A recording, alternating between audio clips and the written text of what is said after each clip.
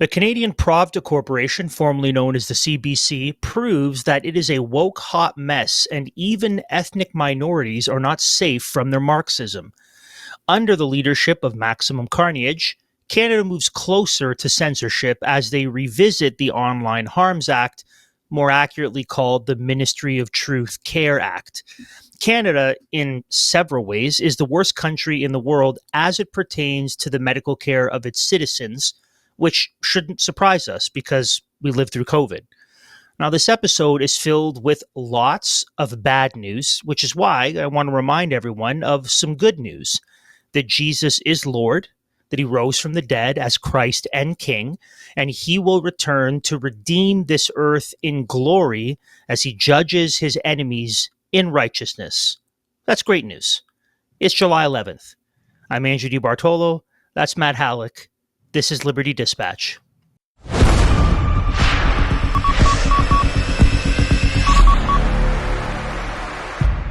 Friends, welcome back to Liberty Dispatch. It is great to see you again, and this is where we bring you unfettered, conservative Canadian news and analysis from an unapologetically Christian perspective. Make sure that if you like what we do, that you do what you can to help it get out to other people. You like, subscribe, share it with others. We really would greatly appreciate it. It helps affect the algorithm. It does do a lot of good in helping us expand our reach and expand that Overton window in Canada, which we are all about doing. And we do that through conversations like the one we're about to have, through looking at the news, giving analysis, but also through awesome interview conversations that we're able to have with some wonderful people. Coming up, we have a couple that are scheduled with our friends Barry Bussey and Randy Hillier. And if you want to get full access to all that content, as well as our many other wonderful and sometimes very juicy interviews, go over to our Substack page, which is at the bottom of the screen right there, ldcanada.substack.com. Go there, check it out. Andrew DeBartolo, great to see you, buddy. How was your vacation? You and your family got away for the Canada Day long weekend and enjoyed some time. And I know you guys, it was also your wedding anniversary too, I want to say. So congratulations. A couple weeks ago. Yeah. A couple weeks ago. Yeah. Yeah. I knew it was around the same time. So it's a big time of year. You guys usually try and get away for a little bit. How was it? Are you feeling refreshed, rejuvenated, ready to tackle the news cycle again? It was a good time. We were in Owen Sound, did some caving, went to the beach, checked out some waterfalls. It was great. I hope you all enjoyed the re-release of the discussion I had with Bruce Party on the difference between the virtue people and the liberty people.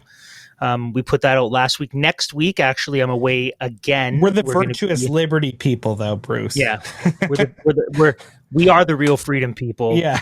And I released a clip as well where it was about a 3-minute clip from the discussion where, based on the fact that the use of force is unavoidable through coercion, I said, so by your definition, there really is no such thing as freedom people. So libertarians don't have any foundation, and they're building a house in midair on sand. So anyways, next week I'm actually away again. We're going to be up in northern Michigan. So I think the plan right now is to re-release our Canada is the vanguard of globalism and the WEF episode. I think we're going to put that out relevant, again. Andrew? Are you sure bit. That's still relevant? Only entirely relevant. And it's funny, the reason I say that jokingly is in the last few months I've seen some people post on social media. It's like, why is it that Canada seems to be the battleground for globalism? Like, why is it the the globalist last stand? And I kind of chuckle and thought, yeah, we were saying that 3 years ago. Like so we're going to re-release that episode next week while I'm away. This Saturday, Lord willing, we're going to release the interview I had with Barry Bussey about charitable status in churches. And there's some definite juicy bits toward the end that we're going to have behind the paywall. And then next Saturday will be the discussion I had with Randy Hillier. It was good to catch up with him. So lots of good stuff going on, lots of stuff happening in the country and around the world. It's good to be man. back. And if you will allow me to just talk really quickly about what I did on Canada Day weekend, we were out with our church doing a bunch of outreach, and we were handing out these fancy, it's going to be backwards for people, but these fancy Canadian heritage flyers that really pressed home the fact that, as we say in our first sentence, Canada was founded as a Christian nation. This is an undeniable historical fact. And what we did is we pointed to the many artifacts of our nation, the signs and seals, as it were, of Canada, to press home the undeniable fact that Canada was founded as a Christian nation. You don't have to look any farther than our motto, which I'm sure many of our Christian brothers and sisters know very well, but amare usque admar, which is from sea to sea, which comes directly from Psalm 72. It's 72:8, and the whole psalm is a messianic psalm about how the royal son, that is the Lord Jesus Christ, will have dominion over the entire earth. And this is the motto of our nation. And then I was saying to you before we got on, if anybody looks at the Canadian coat of arms, which is a very, very good coat of arms, actually, all things, it really encapsulates our history. On the red ribbon behind the sovereign's shield, which is the shield in the middle with the maple leafs, and then the four distinct nations of our heritage, that being England, Scotland, Ireland, and France. Behind that shield on the red ribbon, it's hard to see because it's behind everything. It says in Latin, desiring a better country. And if anybody's familiar with the Bible, that will readily invoke Hebrews 11. So the Hall of Fame of Faith, before we get in the Hall of Fame, what does Paul talk about? That all these faithful were looking forward to a better city, a better country whose maker and builder is God. And that is the other motto that's on the coat of arms. So that tells you distinctly what are our Christian founders, what are the men in charge of our nation, what are they thinking about when they're thinking about good governance, the foundations of our nation, what is written into our law on the Bill of Rights. Well, the supremacy of God and the rule of law being the predicate for all freedoms, which then is passed forward into the charter, despite some people, Trudeau Sr., not wanting it to be there. It still wouldn't have passed had that language not been pulled forward, right? Because even in the 1980s, Canada was a distinctly Christian nation with that identity. So anyways, these are really good. These were very helpful. And Canada's a Christian nation. Look no further than our national anthems, which literally the original, this is amazing, Andrew, written by a French Huguenot. Here is the original French Canadian national anthem. The last line, and let us repeat like our fathers the victorious cry for Christ and the King, for Christ and King. And then a lot of people don't know this too, but the Canadian national anthem, we only sing one of four verses. There's four verses of the Canadian national anthem. And the last verse reads this: Ruler supreme, that is God, the triune God of Scripture, who hearest humble prayer, hold our dominion within thy loving care. Help us to find, O God, in thee a lasting rich reward as we wait for a better day. We ever stand on guard. Those are the words that we invoke, at least implicitly, when we sing our national anthem. So I just wanted to bring that to people's attention.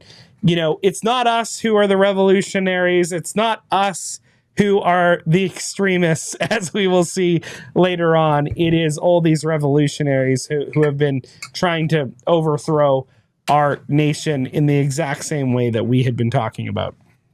Have you ever? Are you familiar with the second verse of our national anthem? Yeah. It's right here. Yeah, it's about trees. It's about trees. It's about pine trees and maples and rivers. Yes, you don't have to read it, but it just Fred, No, it everyone is. should look it up. The second verse of "O Canada" is like the second verse of "How Great Thou Art." It's just like it's just kind of weird. It's weird. Anyways, Yeah. Well, I mean, it talks a lot about the distinctive geographical I features of our know nation. it's weird. It's Yeah. The first weird. and the fourth verses are definitely the ones you want to sing. Where lordly maples grow. No, where pines and maples grow, great prairies spread, and lordly rivers flow. Come on, it's just I get it. Those We are love the the lyrics. geography. Good for you. Good for you, Andrew. I remember That's it. good. Yeah, I remember. Most people, I remember the most second people verse. don't I know even they don't know. It's man, the amount of people I caught off guard by just saying like, "Hey, did you know that the Canadian national anthem has 4 verses?" They're like, "I've never heard that." And then I say, "Check out this verse." So, anyways, I can't remember the third one. That's research. Look into the third one. All right, let's move on. We got stuff to talk about, but first we got to talk about our friends at Rocklinc Investment Partners. The reason why we partner with Rocklinc is because they believe, as we believe, that stewardship is about more than just making money. It's about investing with wisdom and discipline, that which the Lord has given you to steward. So that's why they carefully research and invest in only the highest quality, mission critical businesses, companies that are building real sustained value. Their focused long term strategy helps you protect your capital and grow it responsibly. Are you ready to take the next step? If you are, give our friends at Rocklinc a call at 905-631-5462 or send them an email, info@rocklinc.com, to learn how they can help you remove the anxiety and the frustration and the uncertainty of investing to steward what God has given you well. It's info@rocklinc.com. So for anyone who's been keeping track with what's been happening over at the CPC, it's been quite the week for the state-funded propaganda arm of the federal government, in that the Canadian Pravda Corporation, which now we know even more definitively than we did last week, which you might not be familiar with that's formerly the CBC, is quite frankly in a whole mess of trouble because they're even more woke than we could have imagined. Because really, are they? I think they just proved everything right that we've said forever. But more woke in that ethnic minorities who have as their resume, the first of this descent to serve to function in this capacity. I mean, all these intersectional markers. Even this guy wasn't immune from the wokeness. So Travis Danraj, with over 20 years of broadcasting experience, he first started with Global News. He's resigned from the CPC. I'm not going to call him the CBC. I mean, I'll read the article, but they're the CPC. He's resigned and he released several letters. One was to CBC executives, and the other one is to fellow colleagues. But I want to read this letter in its entirety. So this is the letter that he released to executives. Okay, so quote: "Subject: resignation under duress. CBC leadership has left me no choice. Dear CBC leadership, this is an involuntary resignation. I'm stepping down not by choice, but because the Canadian Broadcasting Corporation has made it impossible for me to continue my work with integrity. After years of service, most recently as the host of Canada Tonight with Travis Danraj, I have been systematically sidelined, retaliated against, and denied the editorial access and institutional support necessary to fulfill my public service role. When I joined CBC, I did so with a clear understanding of its mandate and a belief in its importance to Canadian democracy." Now, just side note here, in all fairness to Travis Danraj, he was quite deceived that he thought that that's what the CPC was about.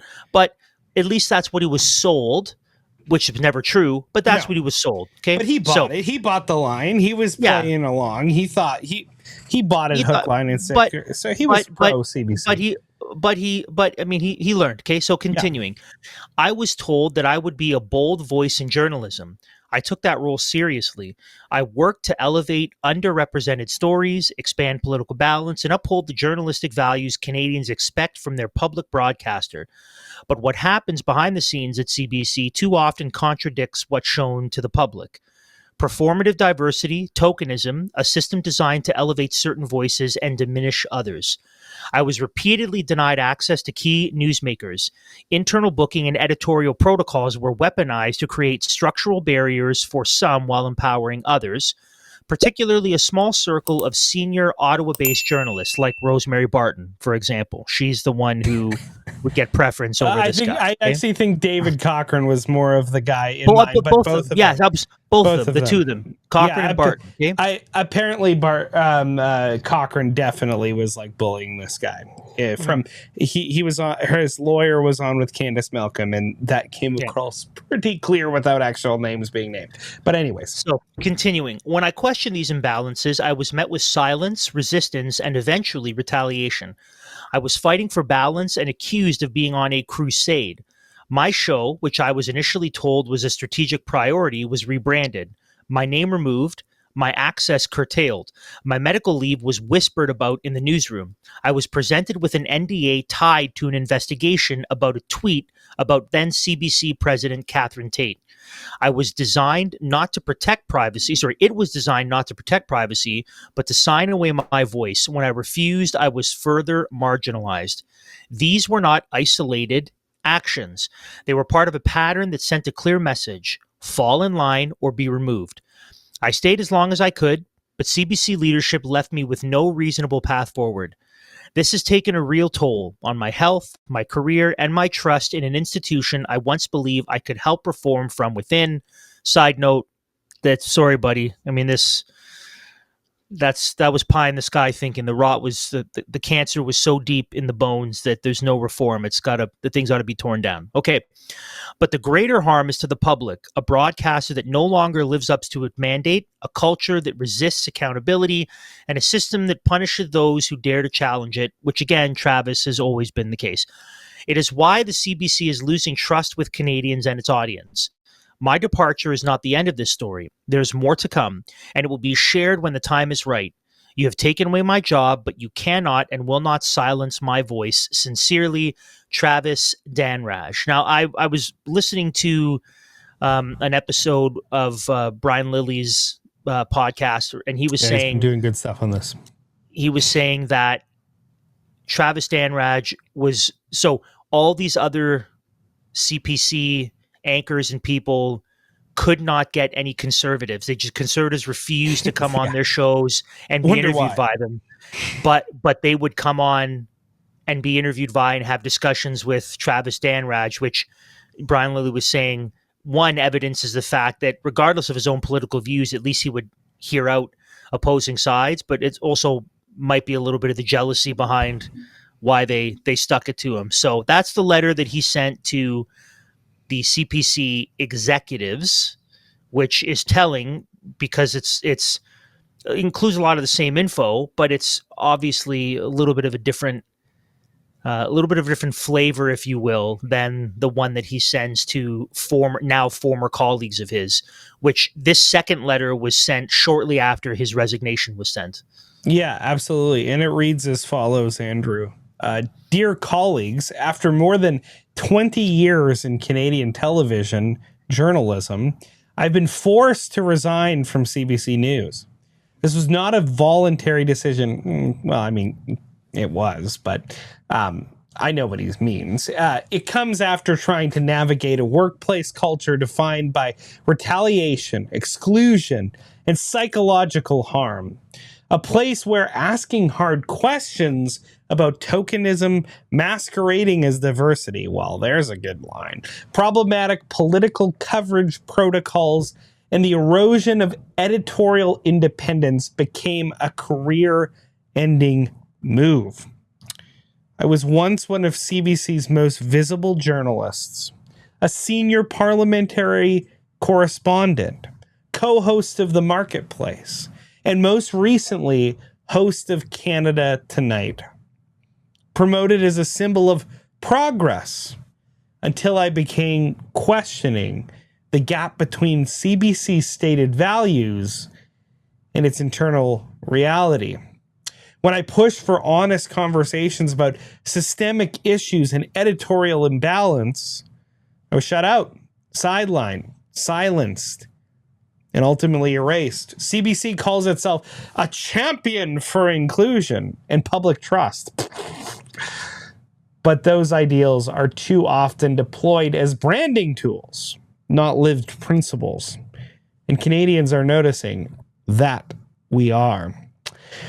What's happening inside this institution is no longer just an internal problem. It's a public one. I mean, it's literally a public broadcaster, so it's always a public one, even if it's just an internal one. Nevertheless, continuing on, the erosion of trust in the CBC didn't happen overnight. It's the results of years of dysfunction at the highest levels, where a small group of insiders on air and in management wields outsized influence, prioritizes spin over substance. Man. Leadership clings to reputation while failing to confront the real reasons viewership is in freefall. CBC doesn't need more workshops. It needs accountability. It needs reform. It needs courage. To those still inside, silence shouldn't be the price of your paycheck. The only thing that sustains broken systems is fear. And the only way things change is when people speak. I don't know what's coming next, but I know there will be efforts to discredit me. Spin, smears, the usual playbook. But I'm not here to protect comfort. I'm here to speak truth, even if I have to do it from the outside. To those who stood by me, thank you. I'll miss the good people I worked with, many of whom are still trying to do journalism, the journalism the public deserves, under impossible conditions. I leave with clarity and my voice intact. So there you have it, Andrew. The two quick thoughts. Statements. Two quick thoughts. Hit First me one. with them, brother. Okay, first one. It doesn't need accountability, reform, and courage. It needs to be torn down and then burned in effigy. Yes. Okay, that's one. And never, sorry, Travis. The Asherah. Yep. Tear it down. Number two, if indeed there are good people who are doing journalism the public deserves, they would also be fired. I'm sorry, Mr. Dan Raj, but if there were truly more principled people, then they're going to be given the treatment that you received, and they will be summarily forced out soon enough. And if they're not, then they're either too cowardly to be honest, in which case I wouldn't consider them to be good, hardworking journalists, or they're not nearly as principled as you think. So I think that that's a very kind way of saying, hey, I like you guys. I think you're pretty decent. But a good journalist that operates with integrity cannot have a place at the CPC. It will not last. And if it does last, then they're probably not the kind of journalists we want. That's just my thought. No, and I think that's a good thought. There's a reason why Oprah will have Rob Bell on her show. Yeah. But not John MacArthur. There's a reason for it. And it's not because she really likes Rob Bell's haircut. It's because you cannot, if you are a light shining in a place that abhors light and does everything possible to push darkness out, you there will be no place for you there unless you're in charge of the whole spot. But if you're not in charge, then those who are in charge will summarily remove you. And so you cannot be a person of integrity and work at the CPC. Like, it's just not going to happen. You're going to be gone soon enough. Mm-hmm. Yeah. Yeah, no, I think that's really well said, Andrew. And I think I don't want to overstate it, but I think it is important because in the Bible, the one of the archetypical stories that really is at the center of the biblical narrative is that of Exodus. And I think that is something that we have to keep in mind as Christians. Sadly, institutional rot is a thing, and reformation within isn't really a thing. It doesn't really happen as much as we'd like to think it does. There's very few examples. Praise God that we do have few examples. But generally what happens is there's a mass exodus, that people flee, and then, there's a death to that institution and a rising of a new life, right? That's the motif that scripture generally brings us in. So, brothers that I've, thinking of Aaron Rock, we've talked about what it takes to actually have reformation in institutions. And it takes a type of person that is very rare to be able to do that. I suppose in the SBC, Albert Mohler would have been one of those guys who really led the conservative resurgence. But, even a few decades down the road, Andrew, we're already seeing that much of the rot that was in the SBC. It's still there. I've seen and heard some stuff about Al Mohler. I think that for sure. He might have like that whole conservative resurgence in the 80s might have been overstated. Well, it might have been more of a understanding where the denomination was going, but understanding the base and understanding the undercurrent and wanting to tap into that, knowing that that's what they were calling for. But whatever that resurgence was, it didn't take very long for the one same Al Mohler hiring a bunch of mega woke people to teach at his seminary and not signing the statement on social justice and the gospel and calling out wokeism the way that he should. Yeah. And now pretending that he's the hero of anti-wokeism. Yeah, no, which just further underscores my point, right? It just further underscores my point. And it's just also something to keep in mind too. I say this because right now in Christendom, in the Christian, especially Reformed world, we're talking about mere Christendom 2.0 type stuff, Christian nationalism. It's all typed in that conversation. But a large contingent of that conversation now is essentially trying to build what I would say is a return to Christendom 1.0 rather than looking to build Christendom 2.0. But the entire scope of biblical history is from glory to glory. Is that anytime you have this death and rebirth cycle, this Exodus, and then kind of establishment, rebirth scenario. It's always glory to glory. The people of the generation that are doing the rebuilding, what comes next is something that you cannot understand and fathom, right?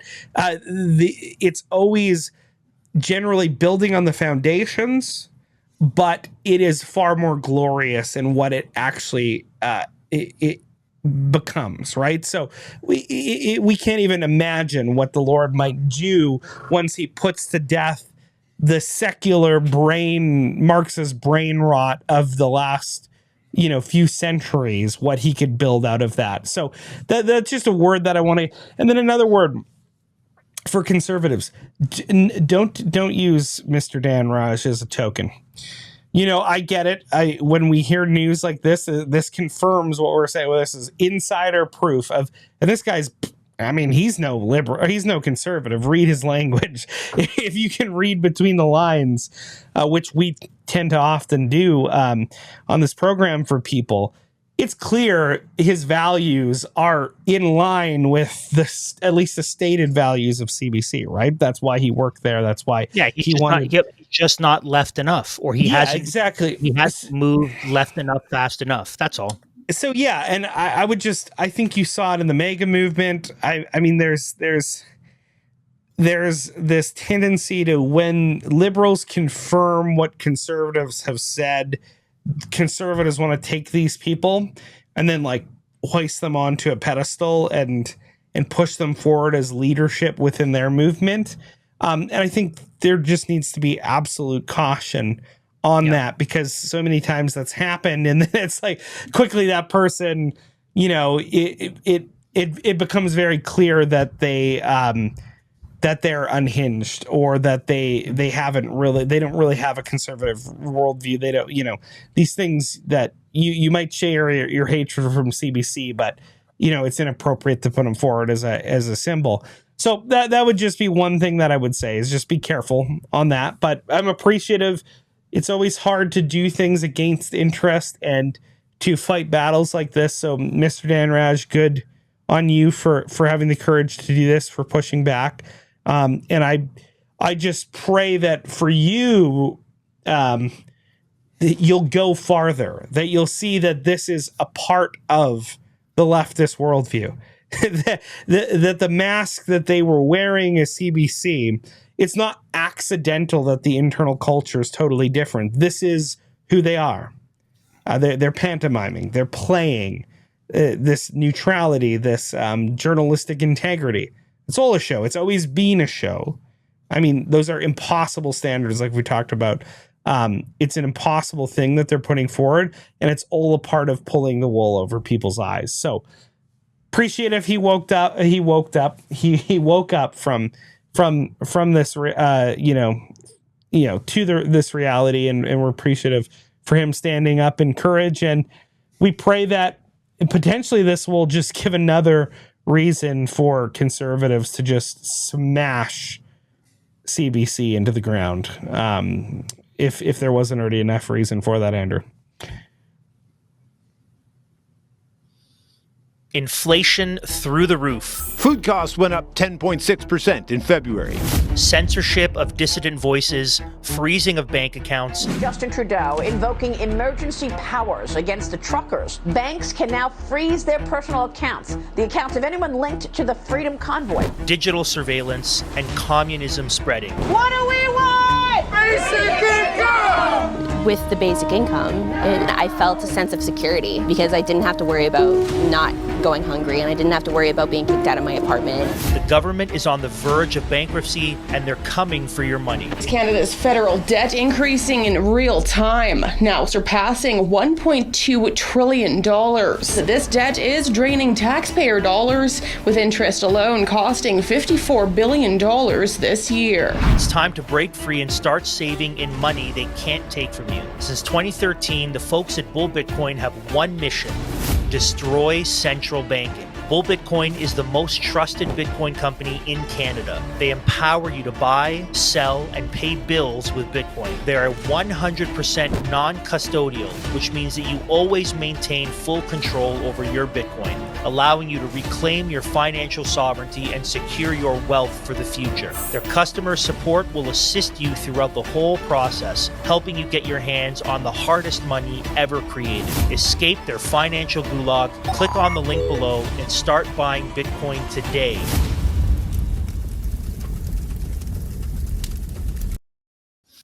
Yeah, buddy, let's go.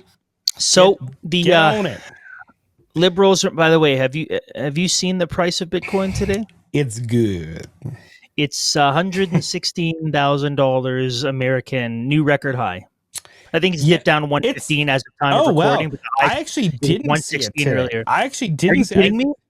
No, I didn't see. So I the literally all-time saw it, high I think, when it was 108. No, the all-time high was earlier today at 116,000 American. I think it's dipped back down. there. No, it's back there. up. I'm looking at it right last- now. 116,386. Yeah, I checked a couple minutes ago. It was 115,966. So there you go. That's New hot. record high. That's moving up. So, Whew. Anyways, go get some Bitcoin. Okay, man, so you guys wish you listened to us when we told you to get in on the Bitcoin game. They a long listened to time Justin Trudeau and they maxed out their credit card. That's what they did. Yeah. I hope So the not. I really Liberals hope not. are making a third attempt to bring the Online Harms Act into law. This is from the thoroughly discredited and woke hot mess Canadian Province Corporation. Quote, Justice Minister Sean Fraser told the Canadian press in an interview that the government hasn't decided whether to rewrite or simply reintroduce the Online Harms Act, which was introduced in 2024 but did not pass. He said Canadians can expect measures addressing deepfakes and child exploitation to be included in legislative reforms coming up in the near future. In their election platform, the Liberals promised to make the distribution of non-consensual sexual deepfakes a criminal offense. They also pledged to introduce a bill to protect children from online sexploitation and extortion, and to give law enforcement and prosecutors additional tools to pursue those crimes. Fraser said the growth of artificial intelligence is influencing the discussions. The spread of generative AI has changed both the online space and everyday life since the federal government first introduced the legislation. He said, "We will have that in mind as we revisit the specifics of online harms legislation. The world changes, and governments would be remiss if they didn't recognize that policy needs to shift." Now, many have concerns over this legislation, including yours truly. But here's an article from the Democracy Fund expressing their thoughts and concerns on the Online Harms Act. Okay, quote, "In 2024, the government proposed regulating online speech under Bill C-63. While addressing legitimate concerns surrounding child exploitation and terrorism, the bill added provisions to the criminal code for various speech crimes, making it a criminal offense to publish ill-defined, harmful content. It required social media companies to remove potentially harmful content or face punitive fines.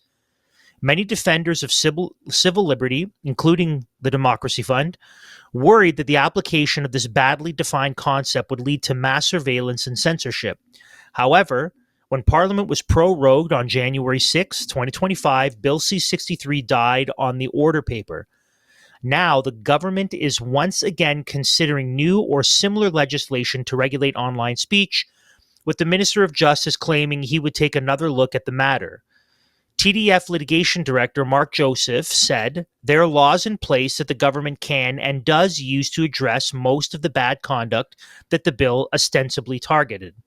To the extent that there are gaps in the criminal code, amendments should be carefully drafted to fix this. However, the previous Bill C-63 sought to implement a regime of mass censorship.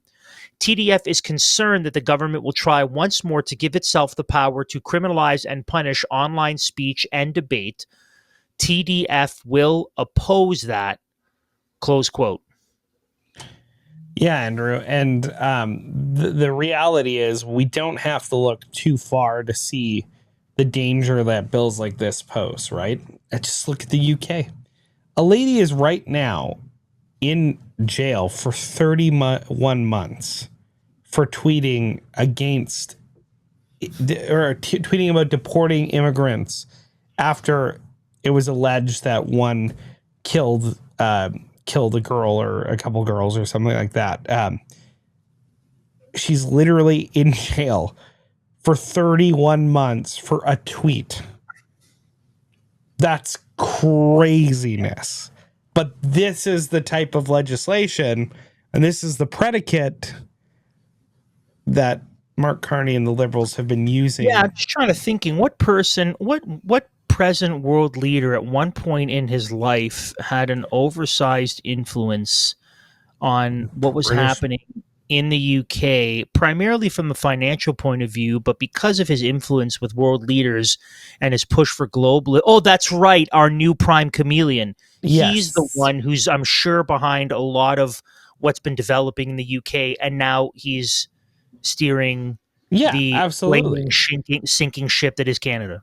Oh, absolutely. I mean, where did he take his first trip? Like, immediately he went overseas before dealing with anything domestically and hung out with Keir Starmer, that socialist commie over there. And it's the ring of King Globalist III. Yeah, no, exactly. Like, those are his boys, and those boys are bad. Anyways, Andrew, hold on. Those are his soy boys. Can we at least? Yeah, soy boys. Like, I got my boys, right? I got my boys. I made him sound too cool. Yeah. Sorry. Those are his soy boys. Yes. Okay. Sorry. I will never make that blasted chameleon sound cool again. Yeah. Anyways, lest anyone think that our federal government is anything but an authoritarian regime bent on spreading totalitarianism and not working for the benefit of Canadians, well, here is another interesting development from Blacklock's reporter. They do great work. Let's read the article. Main themes of the Liberal Party's elbows up. It's elbows up. Re-election campaign were tested. Like, this is crazy, okay? This is crazy. This is what our government spends money on. It's just stop, pause, listen to what I'm about to say. So, main themes of the Liberals' Elbows Up re-election campaign were tested in confidential federal focus groups months before the U.S. announced tariffs.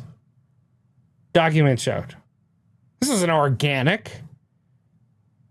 This is planned. This is plotted. Wow. Okay. That's crazy. Pollsters hired by the Privy Council found many Canadians were unsettled by Donald Trump and feared mass layoffs from tariffs.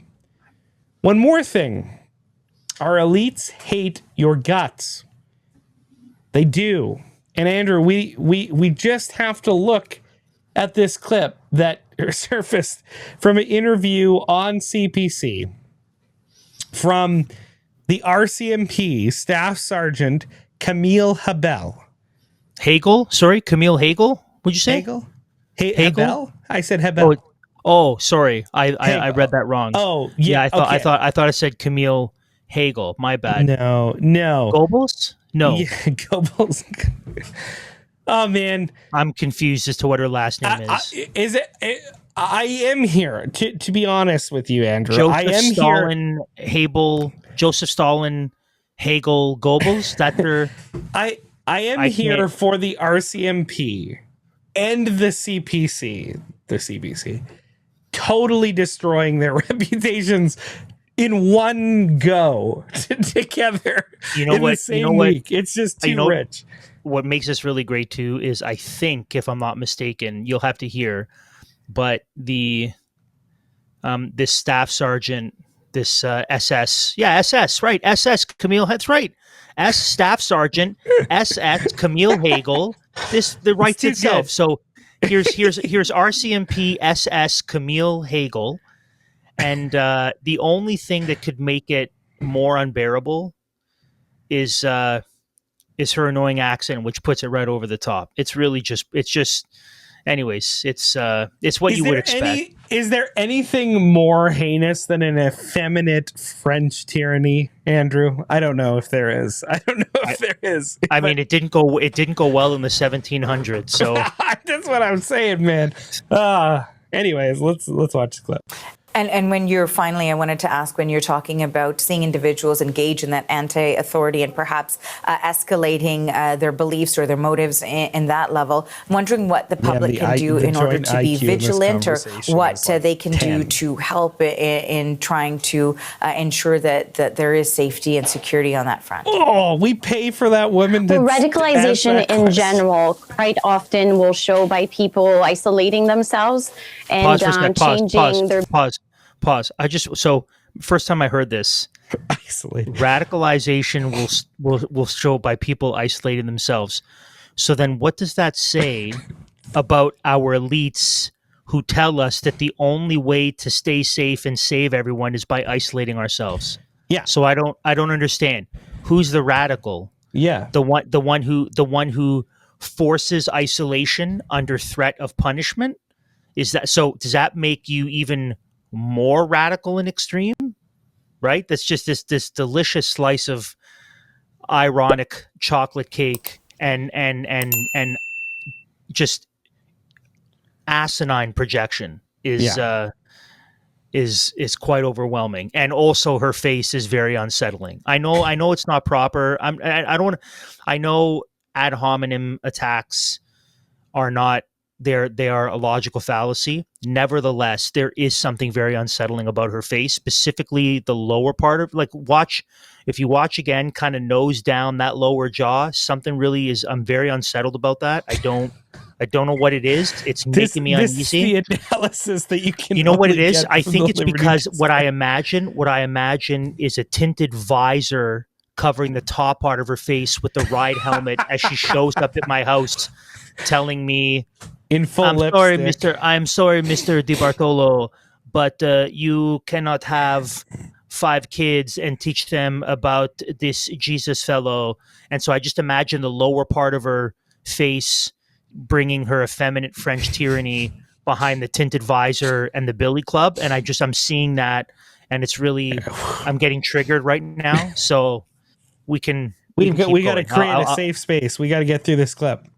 I'll make it. Behavior, like changing what they're saying on a subject, like becoming more extremist. Like, and if someone was very look at the twinkle in her eyes. She's like, Yeah. What shall I say? Now there's an element, there's a partial element of truth here, which is if someone just like on a dime all of a sudden is flip-flopping rather polarized views and just all over the place without any foundation, that is usually a sign that something's not particularly right there. Yeah. So in principle, I agree that these huge swings are probably not good, but her idea of a shifting swing into extremism, gotta watch this. So satanic. It's so demonic. Yeah. Believed in equal gender rights, but all of a sudden are leaning towards like traditional values. Oh no! Traditional values, Andrew. Yeah. But look at the false dichotomy. So you either believe in equal gender rights or you believe in but no, though. See, I would argue that traditional values actually do affirm equality of rights for both genders. See, she's playing understood. Yeah. Exactly. So what she's doing is she's using a new definition and creating a false dichotomy that actually the two things she has said are on the same side. So the side that believes in traditional values is the side that affirms the God-given rights and dignity of men and women. Mm-hmm. It is her side of the unorthodox neo-paganism that doesn't believe in the God-given rights for men and women, but rather encourages oppressor-oppressed and actual female supremacy, and now in this case, androgynous supremacy. So she's of the side that creates classes and unrighteous hierarchies for the purpose of furthering a dystopian agenda, whereas the traditional value side actually does believe in the equal God-given rights for men and women. Yeah, well, it's a good point, right? Because égalité, there you go, Frenchy. When it came to the French Revolution, it meant flattening the playing field, but in a way that actually totally diminished the image of God in all of mankind, right? So you might have had equality, but an equality that turned everybody into just essentially meaningless bags of protoplasm. That's the wordplay. When the wokies say equality, what they mean is sameness. Yes. They don't mean equality. They actually mean equity and sameness, because equality has a meaning properly understood, which is a conservative value properly understood. Yeah. But they don't mean equality. They mean sameness, or they don't mean uniformity. Sorry, they don't mean unity. They mean uniformity. That's what they mean. Yes. Yeah, no, and they believe in us. Like when you call it demonic, this is straight up demonic, because this is a serpentine view of the world that destroys all hierarchy. That Joe Rigney in his book Emotional Leadership and Emotional Sabotage uses the word degree, but essentially all the hierarchy that keeps, it's like essentially the skeletal structure of a human being that keeps the skin aligned. Egalitarianism is all skin, no skeleton. Mm-hmm. And it creates absolute mushy chaos because there is no structure to it, but there is a structure to God's created order. And the amazing part, and this gets to what you're talking about, we didn't plan on talking about this in the depth that we are now, but that's okay. This might help people. The archetypical egalitarian is Satan. Okay?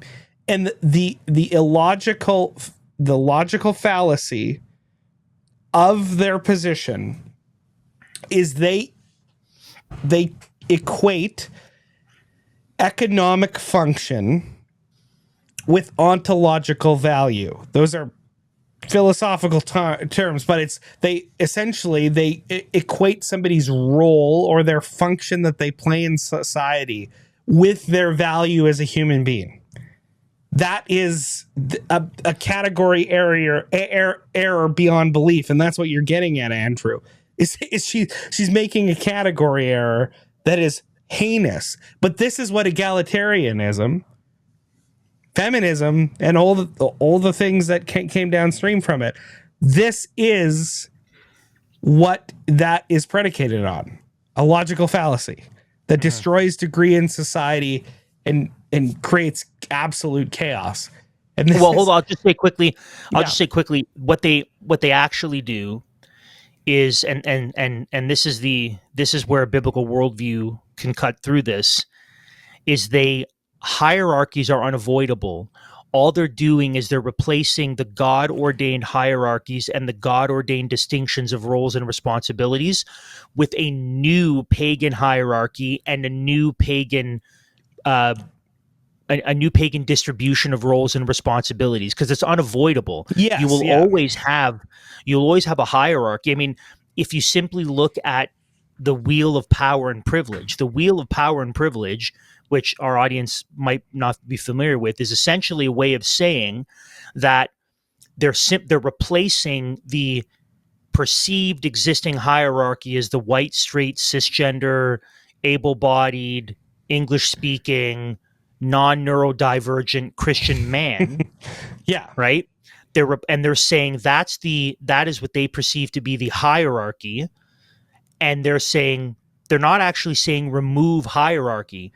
They're saying bring him down and replace him with a new hierarchy, which is a person who hits more intersectional markers than other. And so this is the folly of their worldview, is that they think, but this is the case with everything, right? It's a matter of whether, not which. Right? Yes. It's not a matter of whether, but which. And so there's always going to be a hierarchy. The more honest Marxists will tell you about that, right? Like the idea, like even just take something that's so common in our society that people probably don't even realize is a conscious Marxist maneuver: labor unions. Right? What are labor unions intended to do? Well, the Marxists argued that, capitalism creates this hegemony of the wealthy, powerful business owner. And in order to fight against this hegemony, you need a counter-hegemonic force, which is labor unions. So we have to displace the worker, the businessman, or sorry, the capitalist, the businessman, with the laborer in a counter hegemonic act.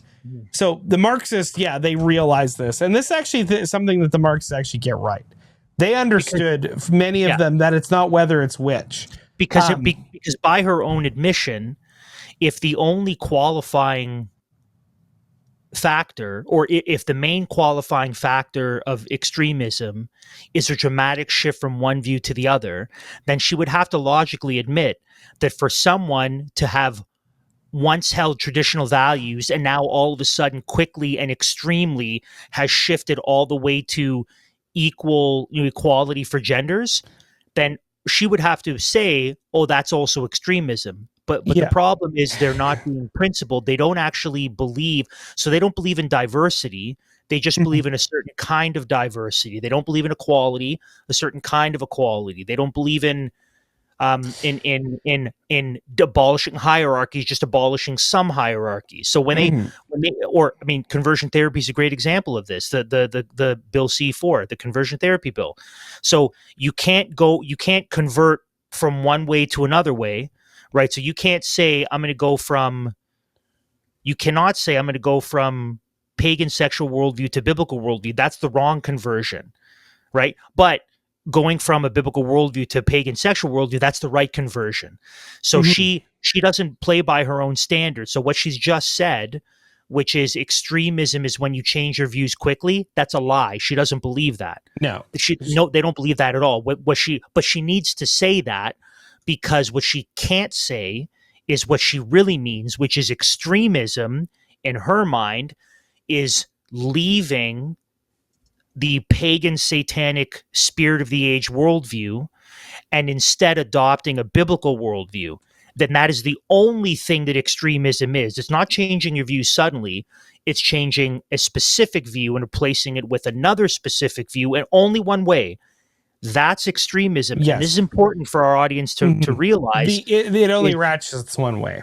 They're not, when they say, the issue is the process, right? It's the overall process of the thing that's the issue, right? When they say racism's the issue, they don't mean that. What all they mean is a certain type of racism, because racism against white people is fine.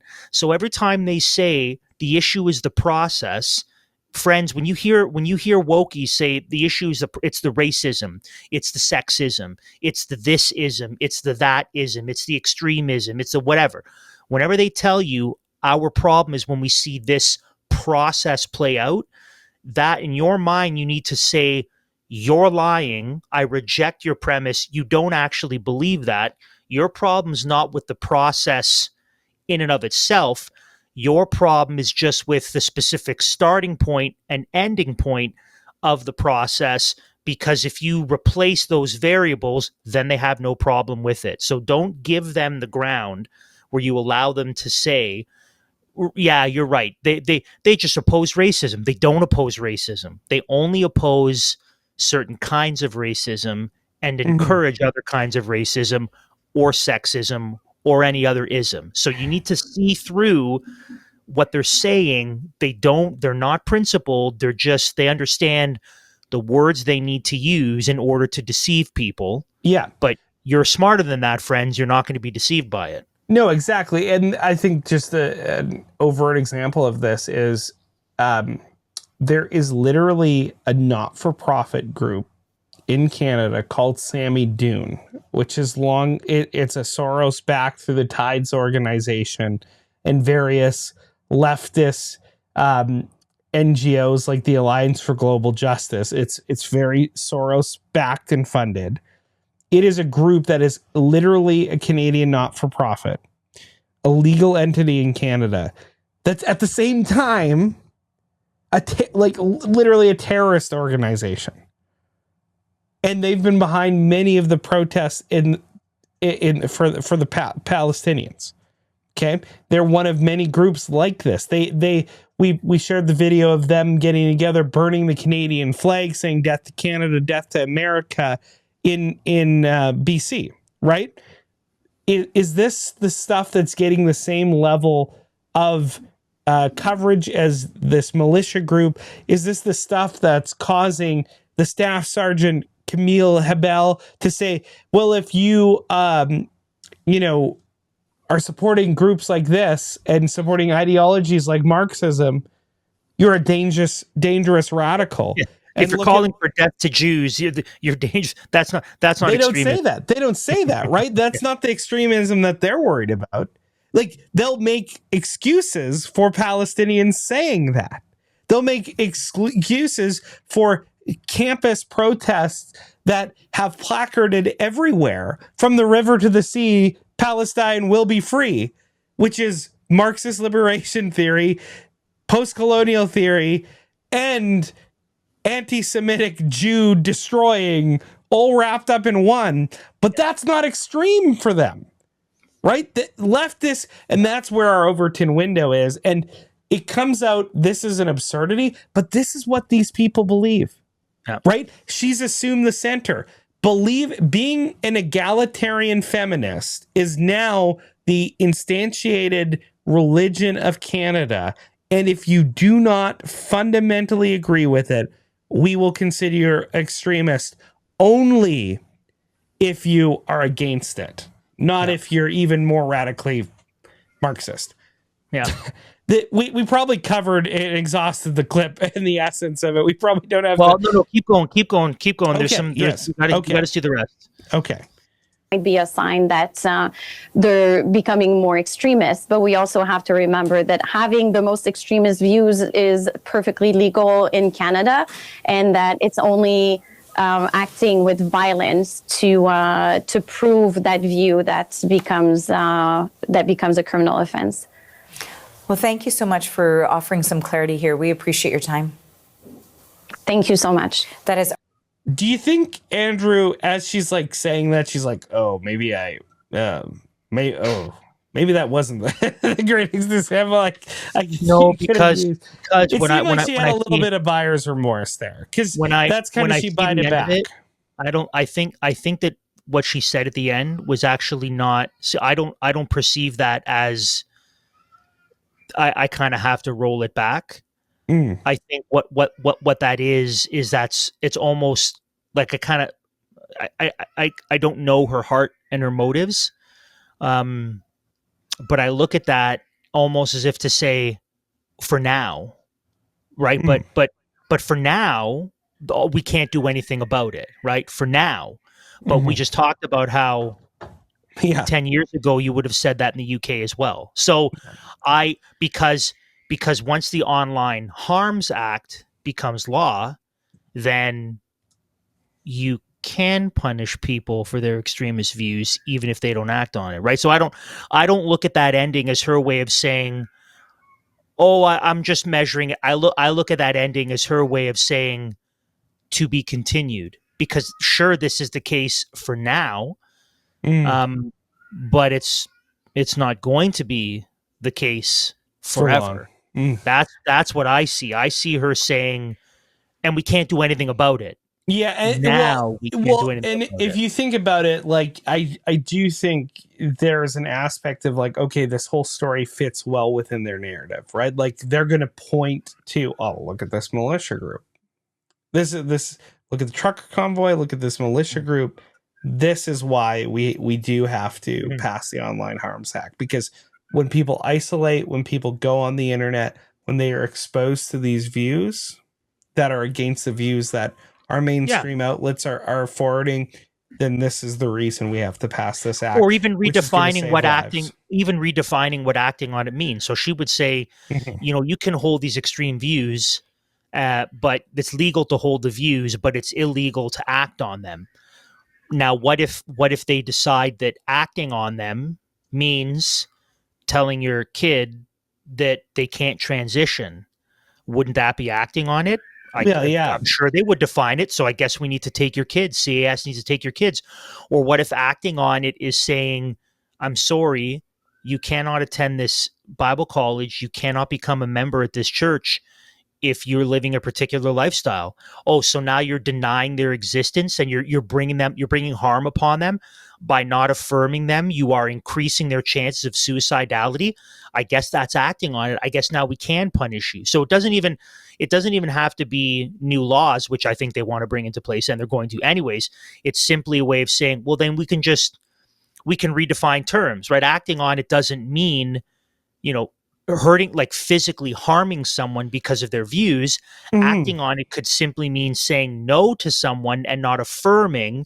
If by not affirming, it becomes a public health issue because now they've increased risk of blah, blah, blah, blah, blah. So it's just about finding a way to wiggle within the criminal code, which they're more than willing to do. But they're still going to make the criminal code worse. Yeah, but I wouldn't put it past them to squirm. It should also be noted too that the militia group that was arrested, they didn't actually have any, there was no violence done, right?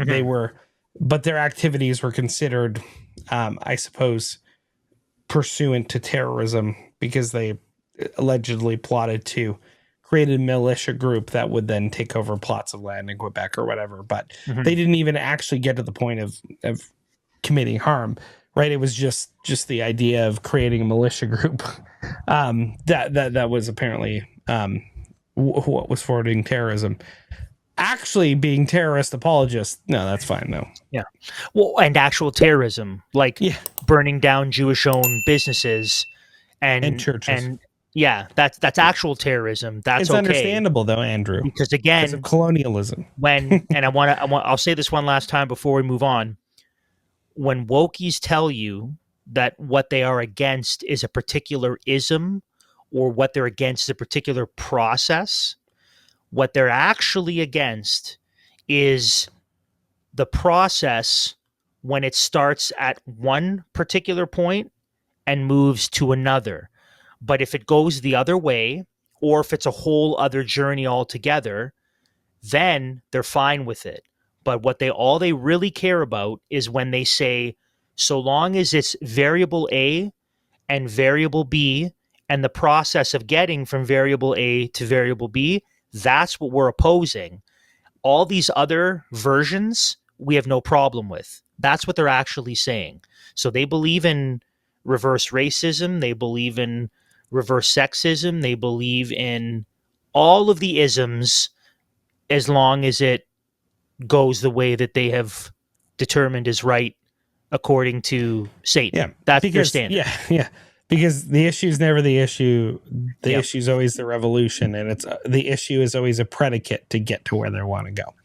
All right, we gotta talk about Bitcoin a little bit more because the price of Bitcoin is record high. And when we talk about Bitcoin, we have to understand that Bitcoin is not just another investment. I mean, in many ways, it can be in part, but it's not just an investment. It's also a powerful shield against totalitarianism. So maybe you've been putting off learning more about Bitcoin or buying and holding because you're thinking, I need more time to go through tutorials and videos. I need to learn everything about how Bitcoin works. You know, what is the blockchain? What are nodes? What's the ledger? I got to learn about all this. And so because I don't have the time, I'm really not going to get involved and invested in that much. Well, Bitcoin Mentor is here to help you and assist with just that.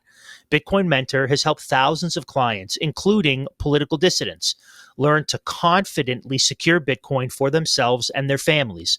So we would encourage you to book a free strategy session by heading over to bitcoinmentor.io/AFF/liberty. bitcoinmentor.io/AFF/liberty. The link is going to be in the description, in the show notes. Their team isn't just knowledgeable about Bitcoin, they're committed to integrity, privacy, and self-sovereignty. So don't put off the I don't know, I'm not sure, I need more info. Get all of the info that you need. Take the first step toward protecting your wealth today. Visit bitcoinmentor.io/AFF/liberty for your free strategy session and learn how Bitcoin Mentor can help you accelerate your Bitcoin journey today so that in a year's time, when Bitcoin is over $150,000 American and beyond, you won't say, I should have listened to Andrew and Matt. In fact, I would argue, I think that the motto of our show, now that I think about it, I think that if there's one thing that has been true about our show in the last 3 or 4 years, it's we should have listened to Andrew and Matt. I think is a governing principle. Sooner we should have listened to Andrew and Matt. We should have listened to them, and things would have been better. And that's true; they would have been better. So do that now. Don't wait another year. Do that now. Also, I'm looking at the Sammy Dune website. Sucks. Turns out Marxists suck at everything, including creating a website. Who created this? Toddler? My grandma could create a better website. This sucks. Anyways, what am I on about? Okay, Andrew, let's conclude by examining Canada's medical dystopia. I know this is the heartbeat of what you like to touch on, which became clearer in 2020. And now, subsequently, we're seeing the true face of Canada's medical insanity with the mask totally removed. It's ripped off. It's gone. She gone, Andrew. And this comes all 2 and 3 masks, all double, triple masks gone. The whole kit and caboodle. Yeah. All the PPE. Man, I'm thankful not to hear that term again. I forgot PPE, Andrew. Can you imagine if you work in retail, or if you work in any environment with physical hazards like that, you still have to deal with PPE, right? PPE is like steel toe shoes and gloves and goggles. You still PPE is a technical. But I mean, when I worked at Costco, PPE was steel toe shoes and gloves. And then COVID turned it into breathing. Yeah, then in COVID, PPE became the thing to keep you alive from death. Yes, that was exactly. PPE. Anyways, this comes to us from the LifeSite News. Good work over there. In Canada, we kill the disabled. Well, that's demonstrably true, as sad as it is. Over 90% of babies diagnosed with Down syndrome in the womb are aborted. Disgusting. Preborn children diagnosed with other disabilities usually meet the same fate. But for decades, our Nazi-style, that's not overwrought, lethal ableism was limited to those not yet born. With the expansion of euthanasia eligibility to those suffering solely from disability or mental illness scheduled to come into effect in 2027, that is slated to change. Disability groups have been nearly unanimous in their condemnation of this plan. I know that for a fact. And they are not just Christian groups, which has been delayed twice by the Liberal government due to pushback from across Canadian society, but not yet canceled in its entirety.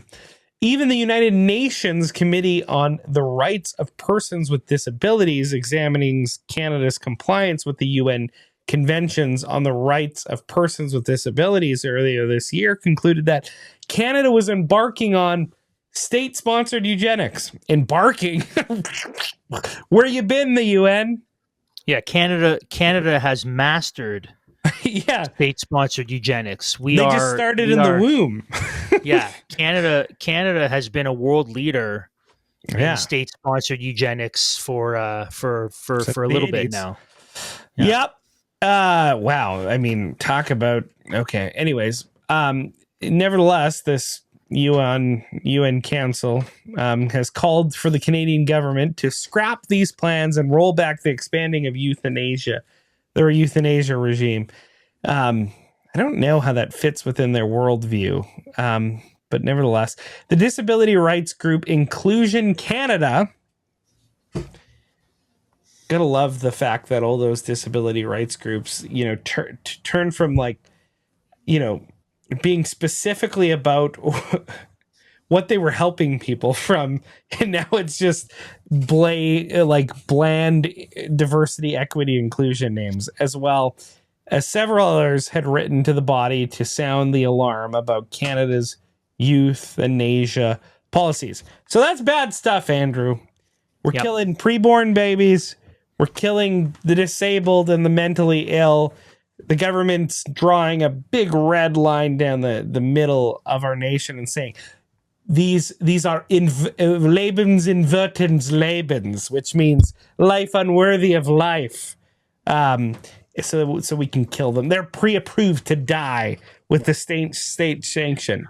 Well, and if they make it, what we're seeing here is that if they can't destroy life in utero, then they will destroy life and call it gender-affirming care. But as we'll see in this final story, it's actually gender-destroying care. This is from Juno News. Quote, exclusive documents reveal that doctors in Nova Scotia greenlit 5 surgeries to create artificial vaginas for patients listed as under 19 years old. Citing privacy laws, the Provincial Health Authority refused to reveal whether any of the patients were minors, but acknowledged the Nova Scotia Health Fund's transgender genital surgeries for minors as of this year, as per policy and procedures. Federal officials and Canadian medical organizations have long assured the people that bottom surgery, a euphemism for irreversible genital procedures like vaginoplasties, or the surgical reshaping of penis tissue into an artificial vaginal opening, are not performed on minors. Newly released documents from Nova Scotia show otherwise. I'll just say as a sidebar, this is pretty common practice for demons, is they, even though they love their darkness, they still do everything in their power to hide the most egregious of their sins under the cover of darkness, and they refuse to bring it out into the light because they don't want it exposed. So, and that's exactly what Jesus says in John chapter 3. They love the darkness rather than the light. Otherwise, their dark deeds would be exposed, so they rather keep it under wraps. Okay, continuing. The Citizens Alliance of Nova Scotia provided True North News with demographic data obtained through Freedom of Information requests. The data shows age breakdowns of both surgical and non-surgical gender-related interventions. The group has been requesting information from the provincial government on behalf of concerned mental health therapists fearful of professional repercussions should they be identified. The documents include internal emails, policy memos, and detailed statistical breakdowns. The 2023-2024 annual report from Nova Scotia's, the province's health insurance program, MSI, reveals that 5 procedures to create a neovaginal canal were approved for patients under the age of 19. That's children. Additional procedures, including the removal of the penis and testicles, appear in the same age bracket, but the actual figure remains suppressed under Section 20, Subsection 1 of Nova Scotia's FOIPOP Act. I think that's a short form for demonic ghoulery, which exempts disclosure when the number of patients is fewer than 5. So could be 4, could be 2, could be 1, doesn't matter. It should be 0. Puberty blockers, particularly Leuprolide, the genetic version of Lupron, are being prescribed to children under the age of 15. Teens age 16 to 18 are being given testosterone and estradiol, often in combination with anti-androgens like spironolactone or cyproterone, close quote. You gave yourself some easy words there, Andrew. I think I got them, actually. I think I'm looking at them right now. I think I nailed them. So that's...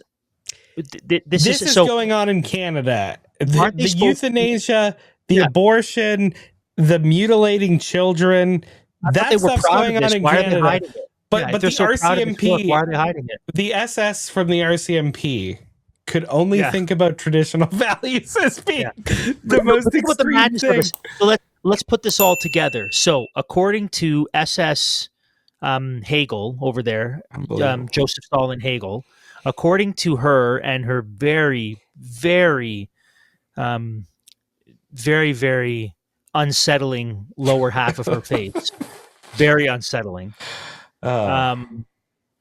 It might just be that it's disproportionately large. I think that's what it is, Matt. Now that I think about it, like, I don't want to pull up the video or picture, but I think the lower half of her face is disproportionately large compared to the top half of her face, which just accents her very small brain, but also just weird, out of proportion face. I know that people might be saying... And when you're finally, I wanted to ask, when you're talking about seeing individuals engage in... See what I mean? It's just something... See what I mean? It's like if you draw a line, if you were to draw a line... Okay, can you put me up? Put me up for a sec. It might... Hold on, just put me up first. I'm going to do a little science experiment. Put me up for a sec. This is the kind of in-depth analysis we bring you. Okay. At Liberty Dispatch. Okay, so put just my face up for a sec. We're going to do a little experiment here, okay? If you look at my face, like, just to me, the people want to see me. Okay, put it up. okay. This is good. Okay, solo me. Okay, so if you look at my face, right? Let's go over here out of the way of the microphone. Okay, you look at my face. If you were to draw a line, like, let's just say the middle of my nose, right? You draw a line across my face, right? Generally speaking, it there's a measure of proportion. It's not that the top half is obscenely large compared to the bottom half. It's just whatever. Now, I admit I have a soccer ball. I have a soccer ball head. But even still, even if it was ovular, right? Even if it's an oval head. Yeah, I got an oval head. Now put her up again. Put her up again. Put her up again. Put up again. And when you're finally... Stop. Now, same thing. Draw a line at the middle of her nose and go across her face. The bottom of her face is like twice the size of the top of her face. It is. Is it? I think it's the. Yeah. Is it the opposite? No, the opposite. Hold on. Man. Her. It's like, I'm telling you that if you look at the middle of her nose and draw a line from like top of the ear to the top of the ear, you draw that line, you could fit 2 of the top of her head inside the bottom of her head, right? And now you can't unsee it. It looks like, you know what it looks like? It looks like if her face was made of plate. It looks like she had a normal Play-Doh face, and then someone took her chin and went and just kind of stretched it down. So that is true. And it's just throwing me off a little bit. I think it's if just you really had throwing me off. I think if you had a profile of her it would be very elongated. I think it would be a very elongated profile. And that's what's getting you. It's Are really you saying making she has me a horse unsettled. face, Andrew? I'm just saying I'm very unsettled. Yes. I'm very unsettled by all of that. But That's what we're saying. let's come back. So what SS Horseface was saying was This show's got off the rails. oh, we need to have a laugh when we're dealing with demons. You're just gonna put a red clown nose on them. Oh man, that'd be more terrifying. You put a red clown nose on her face, nightmares. Okay, so what SS Horseface is saying is that we're not going to finish this show. We're probably going to get an email. Someone's going to send an email about. Goodbye. We're getting an email. Someone will send an email about that's improper and how dare whatever. Have a laugh. She's a demon. So, what she's saying is that if you believe that boys are boys, so if you believe that a boy who says, I think I'm a girl, is actually a boy, and you should tell them, hey, you're a boy, you need to live like a boy, and we're not going to treat you like a girl.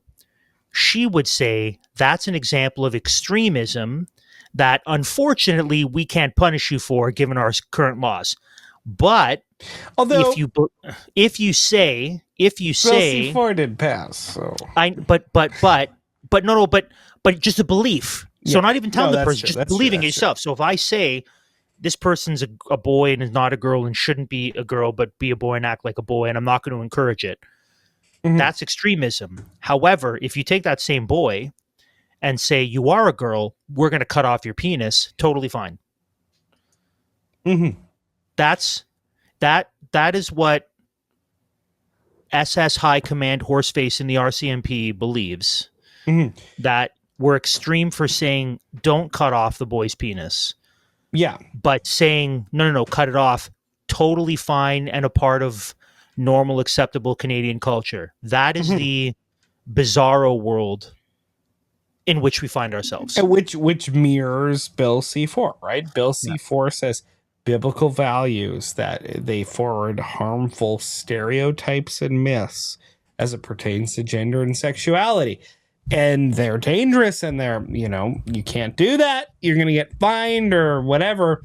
That's in keeping with what this staff sergeant has said, this SS. It's tragic, but that's Canada. And that's why we have to continue to, keep up to date on what's going on in our country, fight back so that we can fight for Reformation revival. Let's exodus this post-war consensus, or whatever you want to call the current state of our delusional society. And let's go from glory to glory. Let's build on the foundations that were good in Canadian history, but go way better, way farther, way deeper. And, let's the continual call, like the consistent, regular exhortation that we bring our audience is, it is incumbent upon you to make decisions where you exercise informed responsibility over your own life and that of your family. And the reason why Canada, I shouldn't say the reason, but one of the reasons why Canada is in this mess is because for too long we have outsourced all of the things for which we are responsible. We have outsourced education. We have outsourced Christian discipleship and spiritual formation. We have outsourced healthcare. We have outsourced, we'll say, social services, or outsourced the charity and the charitable work that Christians should. We've outsourced all these things, right? And we've said the state can do it. The state can educate. The state can do healthcare. The state can do teaching and training. The church and not the parents can do religious education. The state can do social services, caring for the poor, the needy, the orphan, the widow. And we've outsourced everything, and we've basically abdicated all our responsibility. And now we are in this mess. And so one of the ways back, or one of the ways forward, and back by back, I mean the reestablishment of Canada as a Christian nation. One of the ways back is to do the opposite, is to say, take everything we've outsourced and then reclaim it and joyfully take responsibility for the education of our children, for the health and well-being of our families, for caring for our community, for religious education and spiritual formation, for business enterprise, for media, for entertainment, for art, all of these things.